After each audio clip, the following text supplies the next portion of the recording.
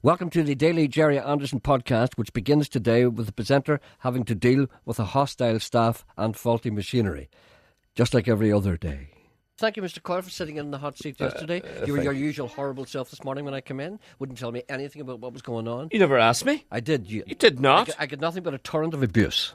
No, you were... I got a torrent of abuse. Excuse me. You were just jealous because I was away being a rock star at the weekend. Excuse me. I got a torrent of abuse. That's what I got, a torrent of abuse. I know what a torrent of abuse is. When I hear a torrent of abuse, I say what it is. I got a torrent of abuse. I came in here this morning, I was very friendly, and you had that snarl in your face. You were angry, you hated me. And everything I said, you mocked me. You and Janet joined in and mocked me and made me feel small. Because you're jealous of me. Because I was away in Paris the weekend with rock stars, and you're in the Derry City Club. Yes. And there's nothing wrong with the Derry City Club, but it's not the same as Paris. No.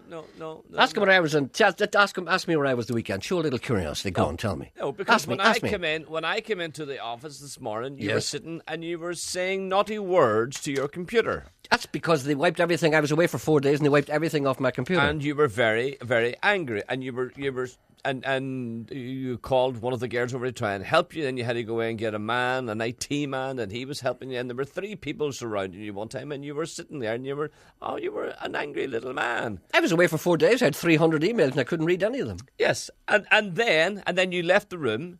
And you come back. And you spotted me reading a newspaper, and you demanded to know where I got that paper. Where did you get that paper? It was my newspaper. You see, and you were very. I hid it when I came in. As they say in America, you're very hostile. Is it hostile? They Hostile. say? Hostile. You were very hostile. It's what's called a teenage anger is called youth hostel. Yeah. That's good. The presenter's desire, nay, right, to lead a private life is often misunderstood by casual observers. It is also misunderstood by people who should know better, ergo, people who work with him. Dear Wallace and Gromit. See? You see, Here. It's starting. Wallace and Gromit are calling this. Shan, Jerry on Saturday morning, seen Jerry on Saturday morning having his breakfast in a well-known hotel in Belfast. He was by himself, with his body suitably turned away from other guests. I thought the man wants some privacy. You know, I thought that was all right. Let him alone. But then I noticed he was checking himself in the mirror. You were sitting facing a mirror. That's a lie. Well, that's what the man says. He's a liar. Well, there you are. Can a man not have his breakfast without being accused of being a narcissistic? Looking at himself in the mirror? Sure. I'm surprised you read that out. I'm not. I'm surprised. I'm not. You're not surprised. No, I'm not surprised at you because... you know that's what I do. Yes, because when we go away... No, what happened was I asked for a mirror and they hadn't got one. Do you know, Emma, I'm going to tell you this. Don't tell now. her anything. I'm going to tell Emma this now. She thinks I'm nice. Don't tell her things that are bad. You see, if we're away somewhere and we're stopping in the same hotel... Yeah, I always make sure that doesn't happen because I have to pay for you. You're right. And you get up in the morning and you go down in the morning and he's sitting at the table. He'd be sitting there in his own with his wee paper. Do you know that I have to ask him, can I join him? Sometimes I say no. Exactly. I say, well, I sit here. And he would look at me and would you not be things better like, over if there? you must. Or, you know what I mean? Or there's a table beside me. But so we know each other. I can say anything You to know you. what I mean? can say to you when I you sit have over to there. say to him, do you mind if I sit down? Jerry, can I... You know what I mean? Oh, what's Emma saying? What's she saying? That's right. No, we're not... No, that's right. We went away with Emma one time. Remember I sat... No, I didn't sit beside you, did I? I sat at another table. Anyway, Jonathan Sims says... Because you're not like us. I have nothing in common with you No, that's people. the words. That's what it was. You're not in common with Dear us. Wallace and Gromit, I hear the Boffins have detected the Higgs boson particle. Have you been following that? No. The CERN machine. They've detected the origin, basically, the of Big matter, Bang. which apparently provides mass to everything in the universe. Yeah. I thought the Pope did that. You're no fun on you. Seriously, Christians will be very flustered if we finally prove that God is just another particle. And possibly a 13 billion-year-old one at that, and an extraterrestrial one as well. So we all came from space. How's the Vatican going to handle that? Perhaps fancy could enlighten us mere mortals who have yet to be abducted and probed. Looking forward to it. Mark Carruthers, UTV Live. Oh, it's not UTV Live. What's Mark Carruthers? Mark Carruthers is one of us. BBC man. Weightier topics are then introduced. This plebeian life is well and good, but one must spare a thought for loftier ideals and concepts. You remember that I was asking you the other morning? Yes. Did you see the programme All Our Yesterdays? I can't remember you asking me that. I did ask you I think that. you asked me that every day. Yes, I asked you that. It's not All Our Yesterdays. What do you call it? Those were the days, I beg your pardon. Well, All Our Yesterdays was on during the 70s. That's right. Those were the days. The reason I asked where Alf and everybody says nice things about everybody? The reason I asked you, they showed you a clip of Seamus Heaney, a programme that he had made in the 1970s. That's what Seamus Heaney. He was wandering around islands here, there, embracing these old stones and, worship the sun and all whatnot and talking about them. And I was thinking, what sort of conversation would Seamus Heaney have? Would Seamus Heaney go down to the pub on a Saturday night? Into the pub, and the boys said to him, "Well, Seamus, what do you think of the results today? The football results. Arsenal are lucky of the day, Seamus." Good night, lads. I hear your query about Arsenal, but let me just detain you a moment and let me ask you one thing. Do you see this empty pint glass? Don't you think that looks like a woman? Don't you know that spherical shape reminds one of the fertility rites of the Algonquin Indians in North Carolina, with whom I spent a certain amount of time? As a matter of fact, some of their poetry is very interesting. Let me just quote you a couple of lines.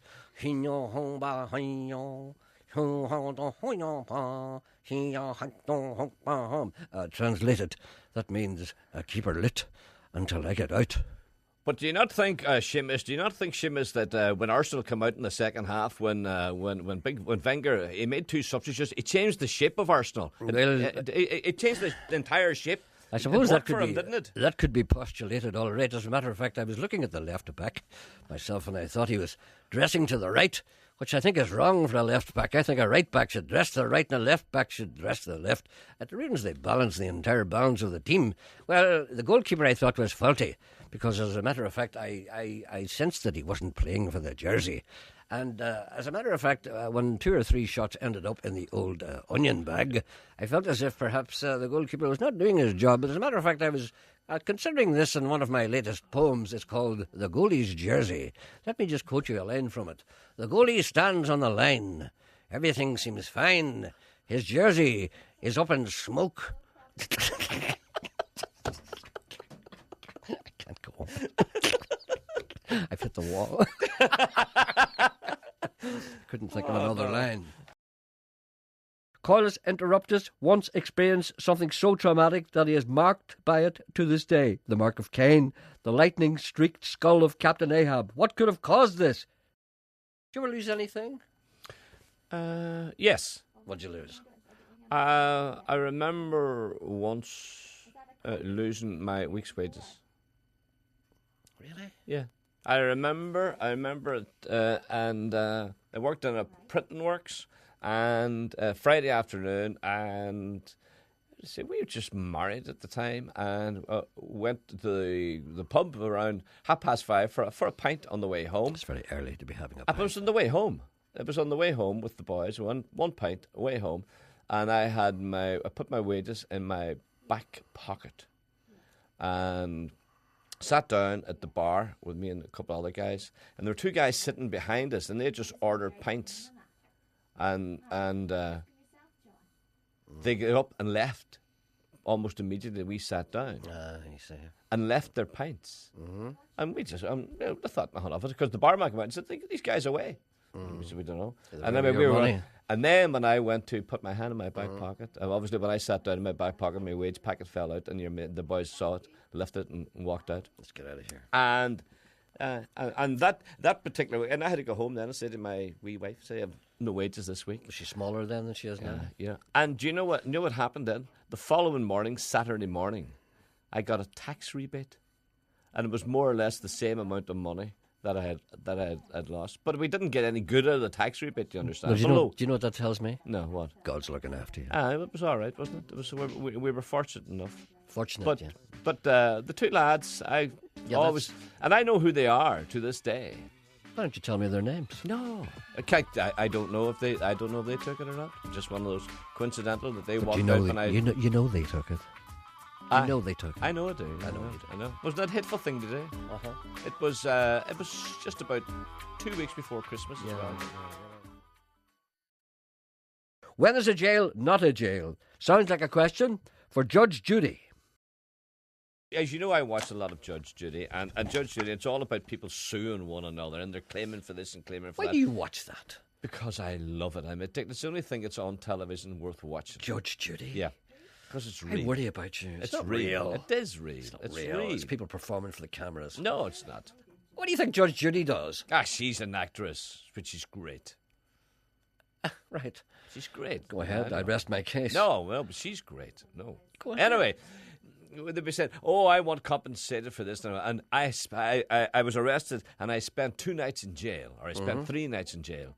Is jail in America different from prison? Well, it is. There are Is jail the police station? Yeah. There is San Quentin, which is a prison. There is Terre Haute, which is a prison. There is Sing Sing, which is a word for prison. And then there is jail. When you're fall down the street throwing stones at Protestants, and a policeman lifts you and brings you down to the police station, he puts you in a cell. That's jail. That's kind of a holding cell. That's not prison. Then you go to court, then you're convicted, and if you're unlucky, you're sent to prison, but you're not sent back to the little jail you're in. You're sent where big boys are. So when they spend 2 nights in jail, it means they're held in the cop shop. They're held in the cop shop in the little holding cell. Yeah. Like we used to have here. Yeah. Morning, little Lord Fauntleroy. That'll be me. I suppose a signed photograph of you and the eyebrow is out of the question. When was the last time you and I jointly signed a photograph? Last week. I didn't sign it. Yes, you did. I don't trust you. Because you scored over the face, my face, in the photograph that was sent out to me. You scored all over my face, the photograph of my face. How childish is that? I signed it and then scored over his face. Yes. Yeah, that's what I do. I know. Any chance of a bit of Oh Superman? Yeah, certainly. Shit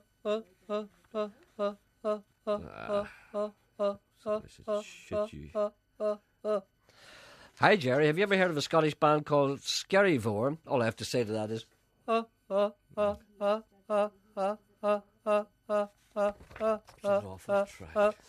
a Scottish band called Skerryvore. If not, you should look them up. They're very good. I will. More Shatner, less Drennan. Someone phoned in to say that was a fantastic Paul Casey track that you played. Oh, wasn't it? Yes. Going to play another one later on. There's a wee call. Good. I like to talk to other people who are not you. Hello, good morning. Good morning. Yes, how are you?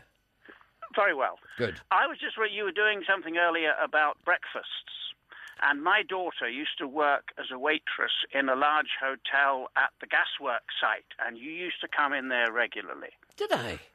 And she said how charming you were, and that you always used to leave a very generous tip. There seems to be a case of mistaken identity here. Well, she's sure it was you. And by the way, your researcher, when I was just coming through to you, asked me if I wanted to talk to the boys. That's a bit of a Hold on a second. loose term, isn't it? Hold on a second. There are no researchers here. There's just those two. Well, Talk the to the lady who answered boys? the phone. The Talk to boys. the Did I want boys? to speak to the boys? I presume she meant you two. She said But that, anyway, Emma. you're She a very says, she call us the chap. boys. Yes. Does Emma call us the boys? Do you know what I would love? I would love if Bill's daughter could possibly describe you, Mr. Anderson, the person who come into the restaurant to get. I have breakfast. no doubt that the lady It's a case of is mistaken correct. identity. I have no No. doubt that the lady knows it's I would me. say it's Jerry Kelly. No, it was certainly... Come on, defend me, sir. it was certainly you, she Yes. said, because although your radio program wouldn't be exactly up her street, she thought you were a very nice man. Well, there you are. So there you are now. That's not very often somebody tells you that, is it? It's not. I rest my case. Thank you very much indeed. I'm glad you rang, and I'm sorry that you were mistakenly put through. Cheerio now. Thank you very much. Cheerio. Bye. Bye. What do you say to I that? see it doesn't count. It's hearsay. Judge Judy wouldn't allow that in court. The listeners are on the warpath. To continue the Indian theme, to placate them, the presenter attempts to sing them back to sleep. Jerry, would you please play Old Man River? Old Man River. That old man river. Good morning. I hope you can play Stand Tall by Burton Cummings. What's that? Please play Superman again. Okay, there's a request for that.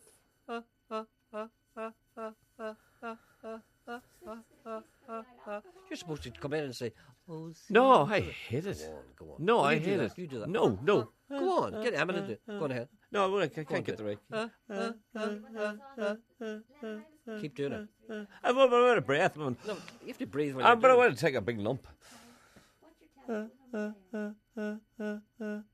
Oh, Superman. Hey, John. Modern man. Oh.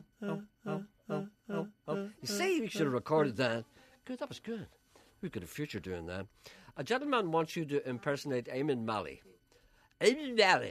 Eamon Malley would be good. Very good. Yeah. Sean said he wants to have a conversation with Eamon McCann and someone else. Yeah. And it's Eamon Malley talking to Eamon McCann. Why don't you be Eamon McCann? I'll be Eamon Malley. Eamon.